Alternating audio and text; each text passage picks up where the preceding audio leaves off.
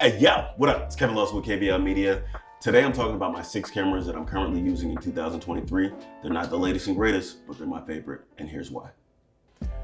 So starting off with my #1 camera, the one that I use almost every single day for my business, is the Sony A7R IV with the 90mm macro on it.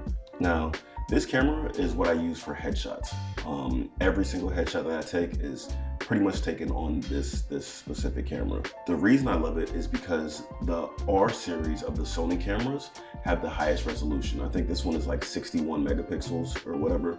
I'm not really a technical person. I just kind of like using the right tool for the right job. And that's why I love using the Sony A7R IV with the 90mm macro. I feel like personally that the 90mm focal length is perfect for headshots. And the reason that I love the 90mm macro as well is because it doubles as a macro lens. So whenever I'm doing product photography or things like that, I'm also using this camera for that as well, so I can get those real up close shots as well. So that's why I love the Sony A7R IV with the 90mm macro lens. Next up is my Sony A7 III with the 28-70 Sigma lens. I love this little combination. It's perfect for run and gun style setups whenever I'm shooting event photography or run and gun video. And it's a perfect B-roll camera as well. I love it because it works really well in low light for events and things like that.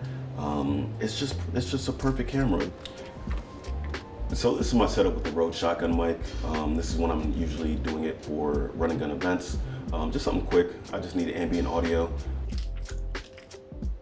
And we switch it up. This is what it's like with the flash on top.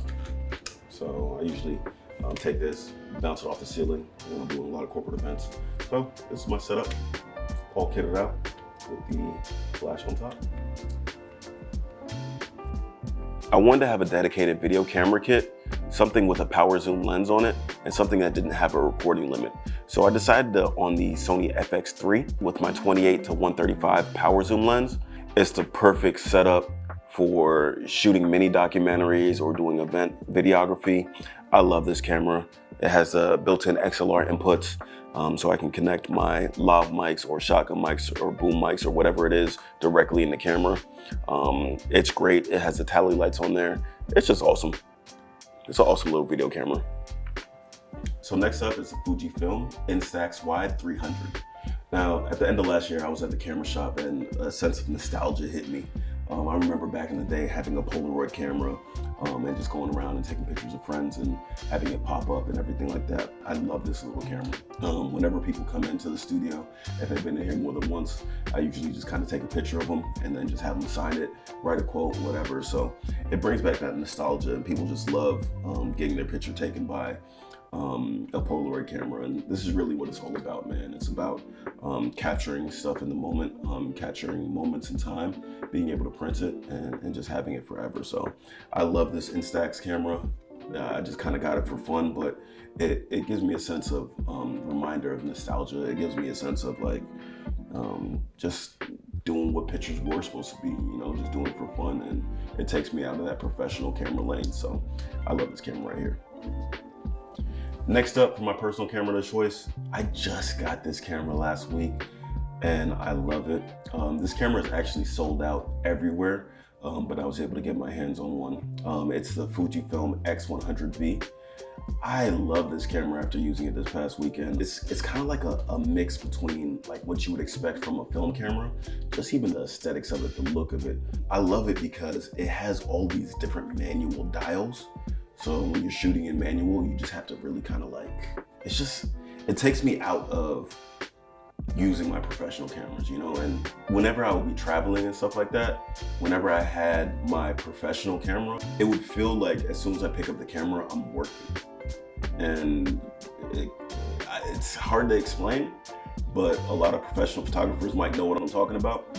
But I didn't want a camera that felt like I was working. I just wanted a camera that was lightweight. I can go around with it. I could take pictures of my friends and grab some shots here and there, but not feel like I'm working. So it's a perfect little camera for just kind of bouncing around, doing some street photography and just shooting some fun pictures. It's cool. I like it. And last but not least, You can't even tell it's a camera, can you? Battery about 100% also. So RayBan did a collaboration with Facebook for the RayBan Stories. These are pretty awesome, man. I seen one of my friends with them the other day, and I was like, yo, I gotta have them, especially I'm going on a trip. So I'm gonna be traveling a little bit. I just wanted something that's kind of a first-person view of what I'm doing, and you just kind of click the button just like that, and it's recording. This is dope.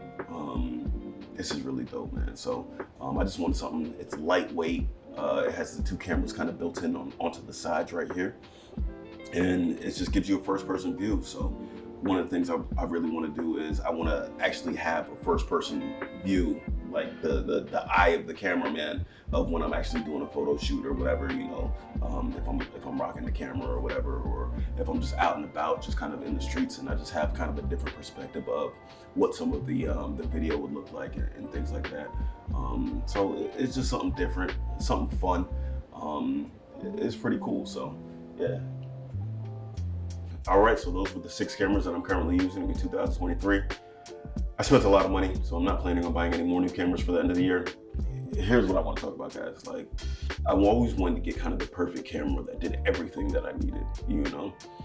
But the more that I became a professional photographer, I knew that every camera did a specific job really, really well, and you would hate different cameras for whatever reason. So the more I started getting into different niches in my business, I wanted to make sure that I had a tool and a kit for every single job. And it's really easy when you could just kind of grab your kit and go, and you already know, like, this is the camera, this is the lens that's gonna do the job the best for me.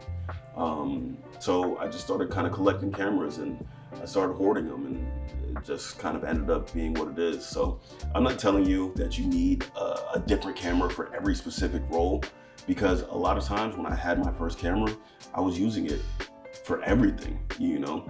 But I started recognizing that there was different nuances of why I needed different cameras, and well, I could afford it. So I started getting those cameras and started doing, getting those specific things, and I started not having as much headache. So I know if I'm going to do a headshot, I just grab my headshot kit and I'm good to go. If I know if I'm going to shoot a documentary, I grab that kit and I'm good to go. If I know if I'm going to shoot an event, I just grab that kit, and guess what?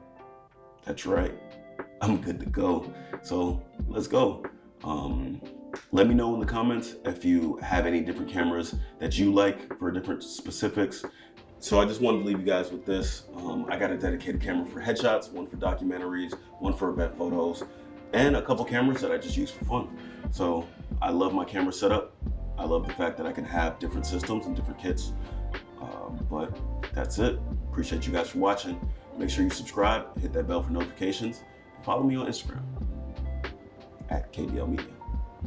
Yeah, you can cut that part out.